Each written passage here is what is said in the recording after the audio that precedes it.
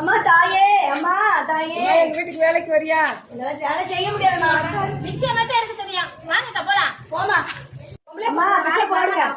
Aunty எங்க வீட்டுல ஒரு வேலை இருக்கு, வரீங்களா? சம்பளம் தரும். என்னால வேலை எல்லாம் பார்க்க முடியாதுமா. கால் கையில எல்லாம் நல்லா போட்டிருக்கு. இதெல்லாம் உட்கார்ந்த இடத்துல இருந்து உடம்ப வளைக்கிற கேஸ் தான். பிச்சை எடுத்து சாப்பிட 5 பைசா கூட போன கிடையாது, துப்பு இல்ல.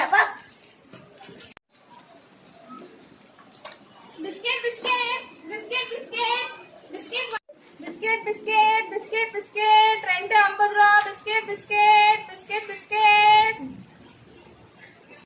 உங்க வீட்டுக்கு வேலைக்கு வரட்டாமா? சரி வாங்க ஆண்டி, அதை பார்த்ததுக்கு கொஞ்சம் தொலைப்பு வாங்க. இந்தாங்க ஆண்டி, இன்னைக்கு நீங்க வேலை செஞ்சதுக்கான பணம். தேங்க்ஸ்மா.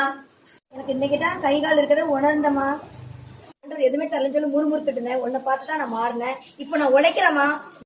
சிலர் எல்லாம் பாத்தீங்கன்னா வாழ்க்கையில ஆண்டவர் என்னதான் தந்திருந்தாலும் முறுமுறுத்துக்கிட்டே இருப்பாங்க. அந்த முறுமுறுப்பு மட்டும் கடைசி வரைக்கும் அவங்க இடத்துல மாறாது என்று சொல்லி பார்க்கிறோம். இஸ்ரவேல் ஜனங்கள் அடிமைகளா இருந்தாங்க. இவங்க அடிமைத்தனத்தை மாற்றி அவர்கள் எல்லாத்திலும் சுயாதீனமாய் மாற்றணும்னு சொல்லி தேவன் விரும்பினாரு.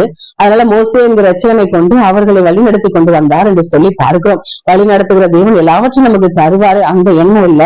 எங்களுக்கு அது தரல, இது தரல, அது கிடைக்கிற ஒரே முறுமுறுப்பு. தண்ணி இல்ல, அப்பம் இல்ல, எங்களுக்கு காடுகளில் இது எதுக்கு எடுத்தாலும் முறுமுறுத்து கொண்டே இருந்தார்கள் என்று சொல்லி பார்க்கிறோம். கடைசியில் அவர்கள் சங்காரமானார்கள்.